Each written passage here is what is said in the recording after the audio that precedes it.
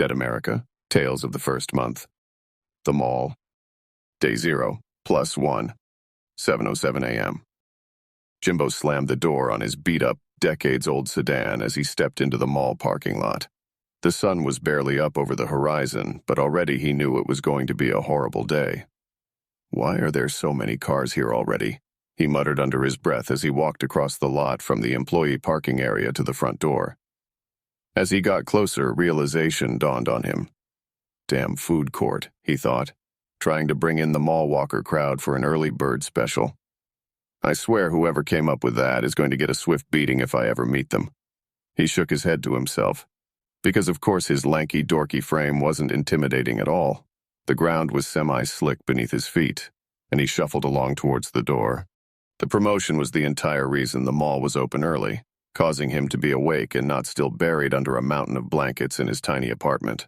He finally made it to the doors, surveying the walkers scattered about inside, packs of families everywhere. "Ah, hell, this looks like it's a success," he thought, shaking his head as he opened the door. "They're going to be doing this weekly now." There were at least 100 or so people walking the outer rim of the mall. Past them, the employees in the stores looked just as miserable as he felt. While he couldn't see up to the second floor where his store was, he assumed the people there shared his disdain for the early risers and the one who brought them there. Jimbo paused so an enthusiastic group of women could pass him before heading into the mall, with the closest set of escalators about 40 yards away. He begrudgingly stepped on, barely coherent as he ascended to the second floor. As he made the turn, he looked into a clothing store, seeing a female employee leaning hard on the front checkout counter. Her head was down and she looked pale, more so than usual. Jimbo walked to the front of the store, lightly knocking on the display sign to get her attention. "Hey, Susie, you gonna make it there?" he asked gently. She looked up, her eyes bloodshot, bags underneath them. "If any of those assholes want to shop for clothes this early in the morning, I swear to God I'm going to puke on them," she groaned, wavering on her feet. Jimbo gave her a thumbs up while keeping a safe distance so he wouldn't catch whatever illness was plaguing her. "You have my full support," he said. "But you sure you're feeling up to it?" "I feel like I've been knocking on death's door the last couple of days," she admitted. "But my landlord just jacked up the rent a couple $100 a month, so I need the hours." Jimbo nodded sympathetically. "Well, look, I'm going to go get clocked in," he said, raising his arm to check his watch. "And probably get yelled at because I'm late. But after that, I'll do a coffee run for the group." Susie chuckled, but it quickly devolved into a cough. She recovered and forced a weak smile. "You just want to see Heather a couple doors down," she accused. He put a hand to his chest with a dramatic gasp. "Susie, I am hurt and offended that you would think my offer of coffee to a dear sick friend has any ulterior motive," he declared. She stared at him, eyebrow half raised, and even in her sick state managed to convey, "Are you for real?" "Okay, fine. I want to see Heather," Jimbo admitted with a sigh. Susie laughed hoarsely. "You asked her out yet?" she asked. "I'm just waiting for the right moment," he said with a wince. She shook her head. "If I tell you what I'm really thinking, are you still going to get me coffee?" she asked. "Probably not," he huffed. "In that case, I'll take 4 cream and 2 sugars," she quipped. Jimbo chuckled, waving a finger at her. "You're the smart one of the group, that's for sure," he said. "Given my current plague state," she groaned back, "I'll let it slide that you didn't call me the pretty one." He shot her a playful wink. "You know I love you," he drawled as he stepped away from the door. "I'll be back soon." Susie dissolved into another coughing fit, managing only a thumbs up. He gave her one last concerned glance before heading off, walking 3 more stores to his own, a sporting goods place. There was one customer at the counter, a middle-aged white man raising his voice to the other employee at the store. Malcolm was an imposing, muscular, athletic type, but his dark skin was clearly sweaty under the ire of the pissed-off customer.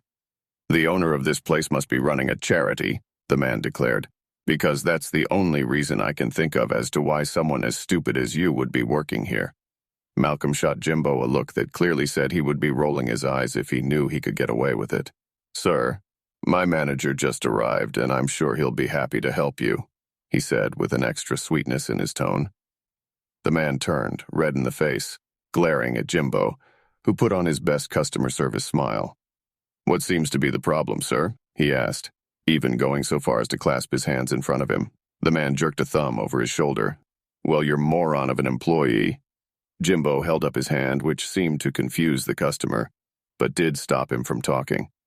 "I asked what your problem was, not your personal feelings towards the employment status or education level of my subordinate there," he said, affecting a stern, no-nonsense tone. "Now we're going to try this again, and you're going to stick to the topic or you're going to leave. Understood?" The man's mouth opened and closed like a fish for a moment as his brain chewed over the words. He finally managed to stammer through his bewilderment. "Okay, well, he cleared his throat. "See, I got my discount card and it wasn't rung up during the sale." Malcolm sighed. "Because he didn't." Jimbo raised his hand again, stopping his coworker from interjecting. He reached out his hand to take the card from the customer, looking it over. It was up to date and valid for 5% off of any purchase. "Well, sir, let me take care of that for you," he said, and skirted the counter. Malcolm moved so he could stand in front of the register, hitting a few buttons to pull up the previous transaction. Once it popped up, Jimbo stared at it for a moment, blinking with disbelief. "Is this right?" he asked, turning to Malcolm. "Yep," his coworker quipped. Jimbo sighed and tossed the card down onto the counter, defeated.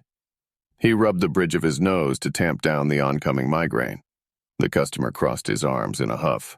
"So, you see, "Oh, yeah, I see," Jimbo cut in, his voice rising, unable to keep up the service facade in his agitation.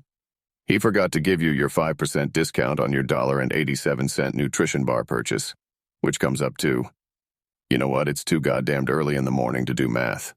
He reached into his pocket and found a quarter, flicking it across the counter to join the card. "Here's a quarter, keep the change. And for the love of God, get some priorities in life, man. Because life's too short for this level of stupidity." The customer's face grew almost purple, and he opened his mouth. Malcolm crossed his considerable arms, puffing up his shoulders and shaking his head. The customer seemed to have a little bit of sense because instead of instigating the man who was in a lot better shape than him, he snatched his card from the counter and stormed out in a huff. Jimbo and Malcolm stood there in silence for a moment, staring after him in shock, before the latter let out a defeated sigh. "You think he's going to John to complain?" he asked. Jimbo shrugged. "Almost hope that he does," he admitted. "Hard to find a reason to drag my ass out of bed every morning to come to this place." As if on cue, a beautiful blonde with legs for days came into view, walking by the store. Jimbo's mouth went totally dry at the sight of her, Heather, and she shot them a grin, wiggling her fingers in a cute little wave before strutting past toward Susie's store. "Let's be real. If John fired you, then you'd be volunteering here just to be close to her," Malcolm teased, a mischievous glint in his eye. Jimbo scoffed. "Don't be stupid," he shot back. "If I was going to volunteer anywhere, it would be that remote control drone kiosk right in front of her store." His coworker rolled his eyes.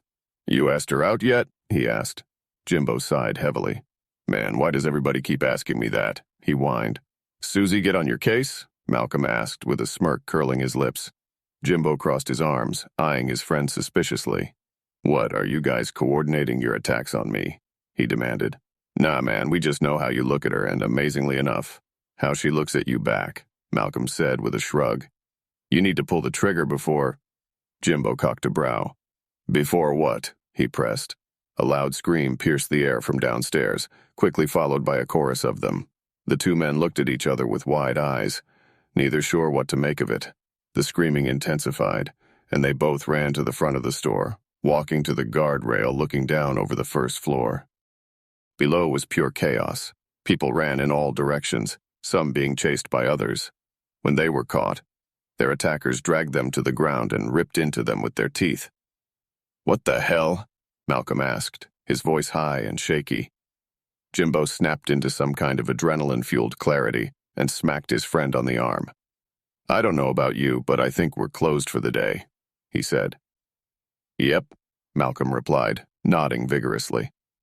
As they turned to go back towards the store, another scream came from a few places down.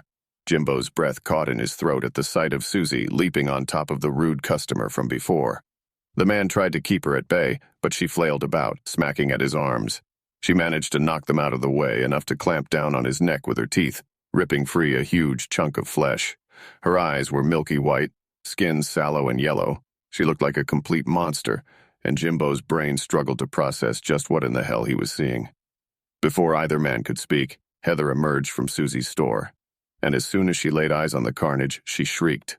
The thing that had once been Susie perked up at the sound, focusing on Heather and snarling. "Get back inside," Jimbo screamed, heart pounding a mile a minute as Susie leapt up from the twitching customer and barreled towards Heather. She turned and darted back into the store and tried to jump up and grab the gate, but it was too late. Jimbo cried out as Susie sprinted into the store, the two women disappearing from view. He started to run after them, but Malcolm grabbed his arm. "Back hallways!" he cried. Jimbo nodded, and they took off back into their own store. Malcolm grabbed a metal bar to reach up and grab their gate as his co-worker kept watch on several of the creatures running up the stairs, attacking people as they tried to flee to higher ground. "Better hurry it up," he warned. Malcolm managed to snag the gate and pulled it down a bit before tossing the bar aside. Both men leapt up and grabbed it, slamming it to the ground and quickly locking it into place. They leapt back as a couple of creatures slammed into it at full speed. They scrambled away from the gate, managing to barely catch their breaths in shock, standing on shaky legs to get a better look at what they were facing. 3 people thrashed at the gate, trying to get in. They were all dressed in mall walker sweats, with all 3 of them missing significant chunks of flesh, blood soaking through their clothing. The spark in their eyes was gone. No shred of humanity left, only a ferocious hunger. "What the hell is going on?" Malcolm breathed. Jimbo shook his head. "Nothing good, that's for sure," he replied. His coworker ran for the phone, picking up and dialing 911. A split second later, he tossed the receiver down on the counter with a scoff. "Cops on break?" Jimbo asked. Malcolm shook his head. "Busy," he said. "Great. So this isn't just happening here," Jimbo huffed, running his hands through his hair, still staring at the monsters outside. "What the hell are we going to do, man?" Malcolm babbled, his words quickening. "Make a run for it." Jimbo shook his head. "Forget the obvious question of where, but for us, how?" he asked. "You take the bus and my car is 1 speed bump away from falling apart. We ain't getting anywhere, especially if this is happening outside." "So what do you want to do then?" His coworker shot back. "Hold up in here?" Jimbo didn't answer, instead walking to the counter and grabbing the half-empty box of nutrition bars and rattling it around. "Well, we have a handful of these and no water," he said dryly. "I don't think that's going to cut it." "Oh well, we'll just run over to the food court before it gets too bad out there," Malcolm said, sarcasm evident even in his scared tone. Jimbo began to nod, pointing at his friend as his eyes lit up. "No, no," Malcolm said, waving his hands in front of his face. "It was a joke." "Not to me it isn't," Jimbo quipped. "Look at it out there, man," Malcolm pleaded, throwing his arm toward the creatures still throwing themselves at the gate. "It's a massacre. We're not making that return trip even if the food court is straight across from us." "We only have to get there, not back," Jimbo said. "What are you talking about?" Malcolm demanded. "Food court is wide open." "In the front, yeah," his coworker reminded him. "But their break room is in the back, right beside dry storage." Malcolm opened his mouth to argue, then closed it again, starting to nod as he began to think about it, but his face hardened as he looked back to the front of the store, where the crowd of monsters had grown to half a dozen, violently shaking the gate. "Look at those things, man," he said, scrubbing a hand down his face. "They'll just break through the door." "It's a secure door because it goes into storage," Jimbo countered. "Keypad and everything." Malcolm eyed him. "And you know the code?" he asked, jutting out his chin. Jimbo nodded. "Yep, a couple of my gaming buddies work at the pizza place," he explained. "They gave it to me so I could go hang with them on their breaks." Malcolm gritted his teeth, staring almost through the creatures instead of at them. "Man, my mom's out there," he murmured. "Sisters, too." Jimbo stared at him, no levity in his gaze at all. "Dude, look out there," he said firmly. "We're going to be lucky if we can make it 50 yards across the mall. You think you're going to make it 10 miles on foot?"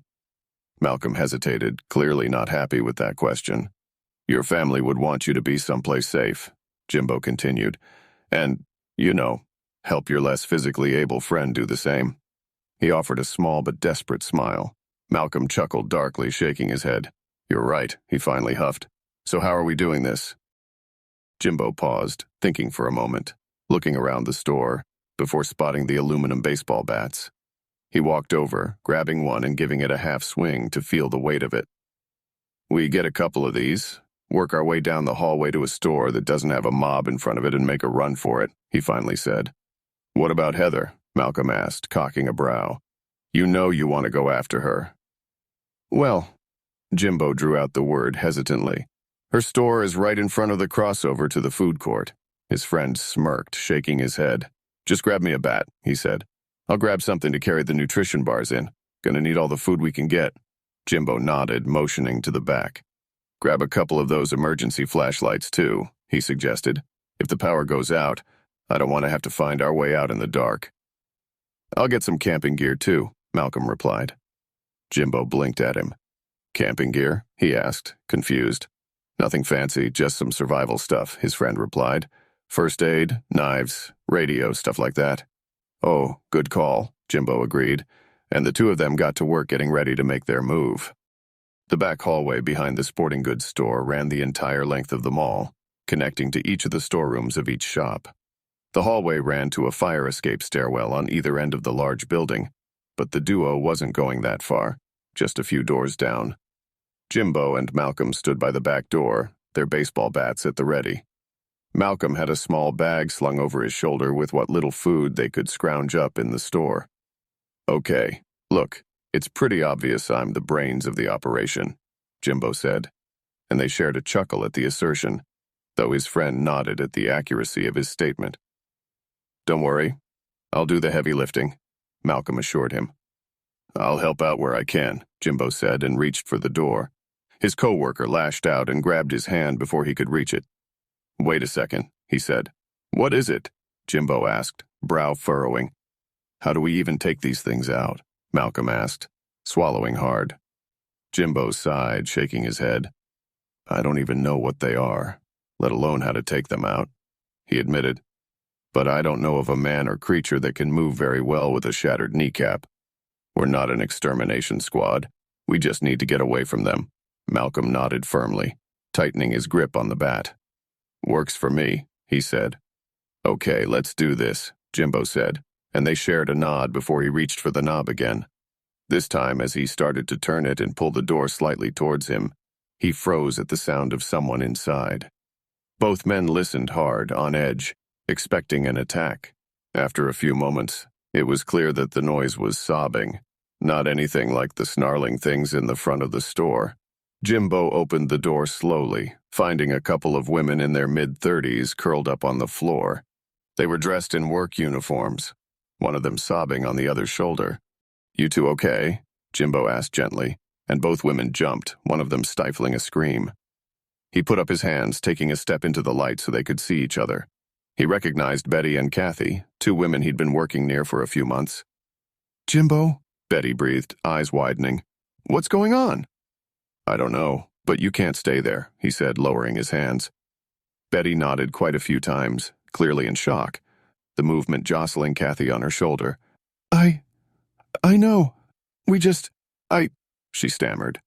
Jimbo squatted down so he could look her in the eyes. "It's okay. We saw it too," he said. "I gotta get home to Billy," Kathy moaned, her voice muffled by her co-worker's shirt. "Billy needs me."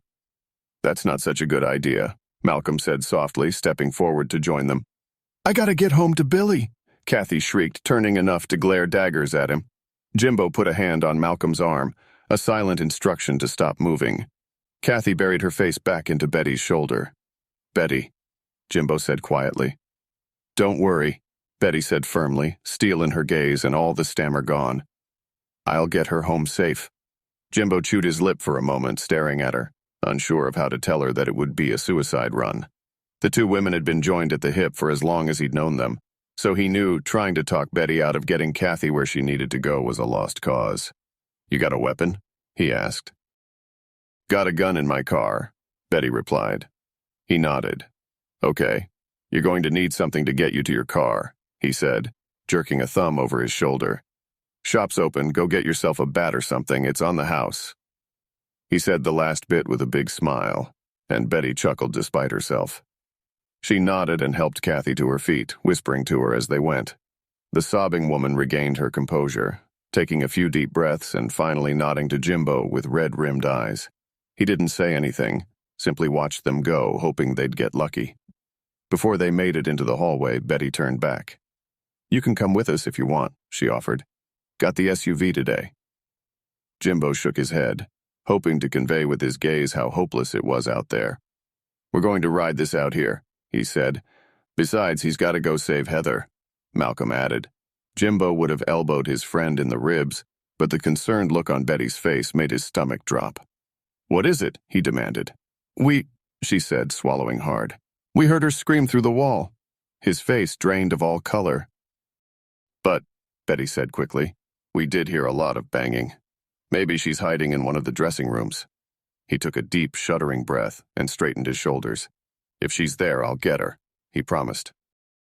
"I owe you a beer when we get through this," Betty said, putting an arm around Kathy. He smiled wanly.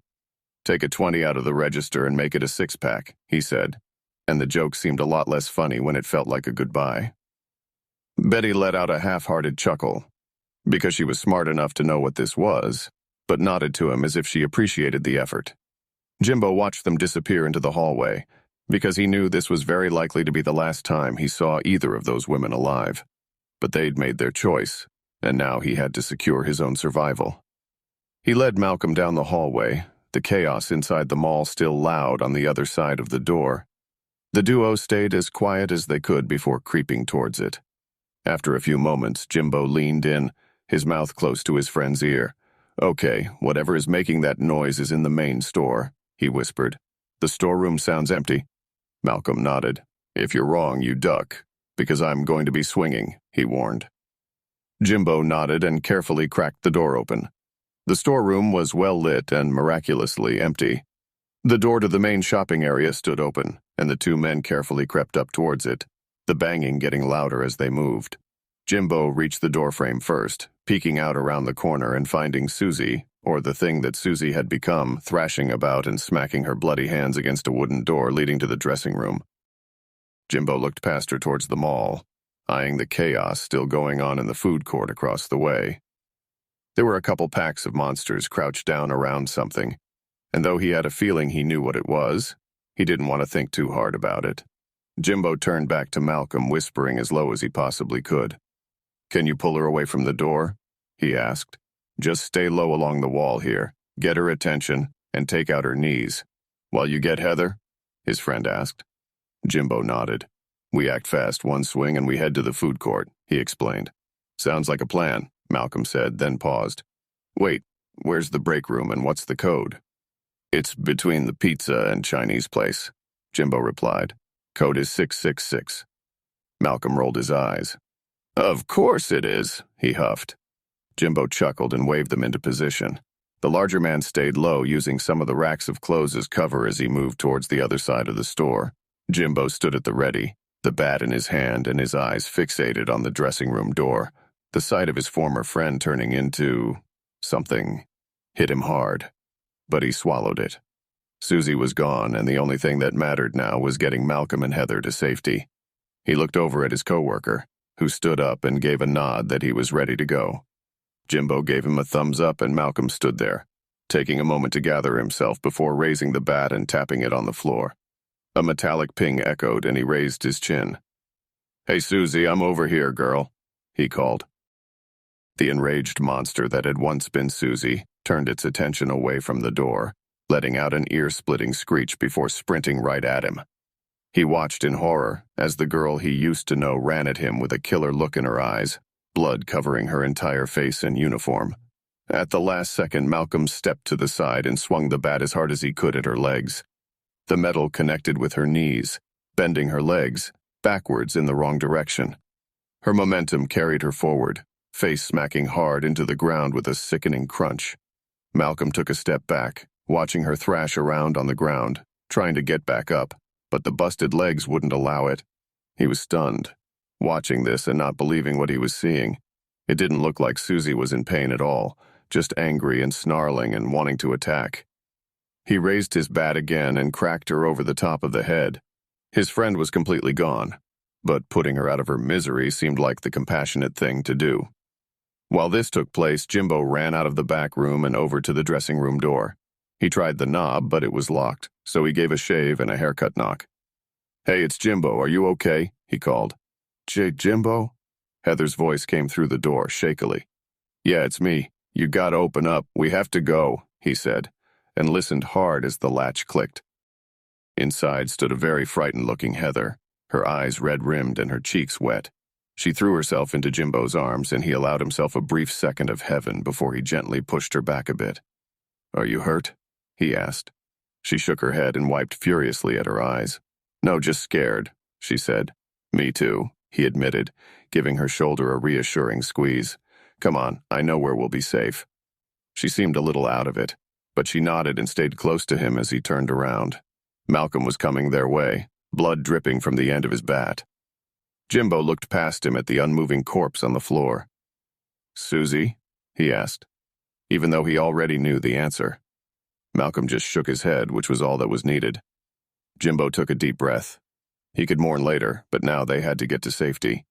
He led the way to the front of the store, looking out at the carnage. Blood splatters littered the ground where it looked like someone had been ripped apart, then got up, leaving bloody footprints in their wake. Jimbo glanced over at the spot where Susie had taken down that rude customer, but the corpse wasn't there anymore. He lightly tapped Malcolm and pointed it out, and his friend blinked at it, shaking his head in confusion. They looked down towards the sporting goods store, where the mob outside had grown to about a dozen, all of them trying desperately to get inside, presumably to get at Betty and Kathy if they were still there. The path ahead was mostly clear, with only one creature wandering about on the wide crossover aisle that led to the food court on the other side of the mall. The food court, however, was another story, with a dozen or so of those things within view. Jimbo leaned towards Heather. "We're going to the food court break room," he whispered into her ear. "It's beside the pizza place down the hallway, and the code is 666 if you get there first." She nodded, taking a deep breath, and Jimbo led them out. They moved quickly, but tried their best to stay as quiet as possible. Luckily for them, the mall had added some carpet for the morning mall walkers, which cushioned their steps. But even with that, the movement alerted the thing on the walkway. The creature, what had once been an older man, was missing several chunks of flesh, and he turned, letting out a loud screech as it sprinted towards them. Malcolm leapt to the front, swinging his bat hard at head level, clocking the beast in the temple and caving in its skull. The noise the thing made, however, alerted the others to the trio's presence. They looked around and saw creatures on the food court and from the sporting goods store honing in on them. "Run!" Jimbo cried, just as all the creatures took off at a run. The trio pumped their legs as hard as they could, Malcolm getting ahead of the other two as three monsters ran towards them through the tables and chairs of the food court. Luckily for Malcolm, one of them got tripped up by a chair, falling hard onto the ground and taking one of the others with it. Malcolm extended the bat like it was a lance, slamming it into the chest of the closest beast and lifting it off of its feet, throwing it backwards. Jimbo led Heather through the maze of tables and chairs, several of which had been thrown aside, laying in a scattered manner on the ground. There were 4 creatures near the entrance of the hallway to the break room. They locked on to Jimbo, letting out a yell and coming his way. "Get that door open," he barked and shoved Heather to the side, sprinting off in the opposite direction. Before she could scream after him, Malcolm reached her. Jimbo yelled as he ran towards the row of restaurants to the right of the side of the hallway. He glanced back to find 3 of the 4 creatures were following him. He leapt over the counter of the second restaurant, grabbing the counter as he went and pulling it up behind him, creating an opening. The trio of creatures filed in behind him as he sprinted down the front of the counter. He got to the end and dove under it, misjudging the jump and getting tripped up. He landed hard on the ground, knocking a bit of air from his lungs. He was sure this was it. He was about to die, but it seemed the creatures weren't following him over the counter, rather pressed up against it, reaching out in vain for him.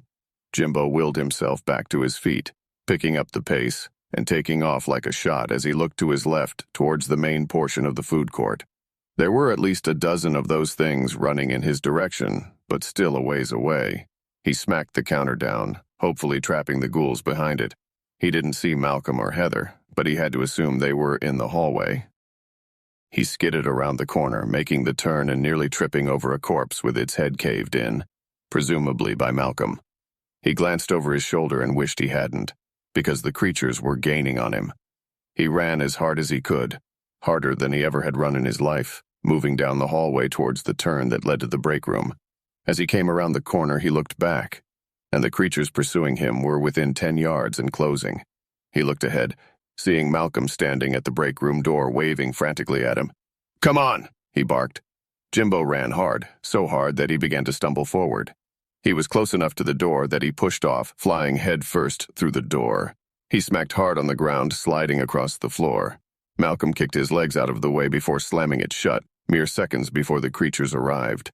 Malcolm put his full weight against the door as they smacked against it. He was relieved when the door didn't budge at all, and cautiously took a step back from it, ready to jump back into action if needed. Jimbo huffed, catching his breath, still on the floor. Heather fell to her knees next to him and curled an arm around his shoulders. "Are you okay?" she asked. He didn't know if his lightheadedness was due to the running or her closeness. "Yeah," he breathed. "You?" "I'm okay, thanks to you," she said, smiling affectionately down at him. "Y'all know I'm right here, don't you?" Malcolm drawled. Both of them blushed, looking up at him sheepishly. "Are you okay?" Jimbo asked. "And thank you for coming for me," Heather added. Malcolm straightened his shoulders. "I'm fine, thanks for asking," he said haughtily. "And no problem. That's what good wingmen do." He shot them a wink and a grin before walking away from the door towards a large box on the ground, shoving it across the floor and behind the door as a safety measure. Heather cocked a brow down at the man she still cradled in her arm. "Wingman, huh?" she asked, a twinkle in her eye. "Apparently it's the worst-kept secret in the mall," Jimbo admitted, the adrenaline from near death making him brave. "Oh, it is," she said, lip curling into an adorable smirk. "Wondered why it was taking you so long." "Apparently I was waiting for a grand gesture," Jimbo joked, and they shared a laugh, but it was a little too high and hysterical. It felt good, at least. He reluctantly sat up, looking around. They were in a storage room, with a couple dozen large boxes stacked around. The break area was in the room to their right, with a bathroom at the far end. They spent a few moments exploring as Malcolm stacked boxes in front of the door. The trio did inventory, finding most of the boxes were dry goods like crackers and canned goods. There were also 2 large stacks of bottled water and soft drinks. Heather went into the bathroom and tried the sink, finding it working. "Water's still on, at least," she called. "Good to see the world didn't completely collapse in the last 20 minutes, Malcolm said. Jimbo shook his head. "Still, we need to stay on top of that," he suggested. "If you finish a bottle, fill it up with water." The other 2 nodded in agreement, and he took a seat on one of the boxes, resting his arms on his knees. Malcolm dragged another box over to the door, which looked well secured at that point. The trio all took a seat, finally taking the time to let the situation sink in. They sat silent for several moments, each chewing over the horrors of the day. "So now what?" Jimbo finally asked, breaking the silence. Malcolm reached into his bag, pulling out a radio. "Get some snacks, and let's see if we can hear what's going on out there," he instructed. Heather shivered. "Not sure I want to know," she admitted. "I got a deck of cards, too," Malcolm said, holding it up and wiggling it in the air. Jimbo smiled. "You get the radio on and the cards dealt, and I'll get us some snacks," he said. The trio all nodded, and he grabbed some sodas and a few bags of chips. He stopped just before following the others into the break room and looked back at the door, where the banging hadn't subsided one bit. He let out a sigh, wondering just how long it would last. Finally, he headed into the break room, shutting the door behind him, hoping that they could survive by insulating themselves from the madness that had befallen them. The end.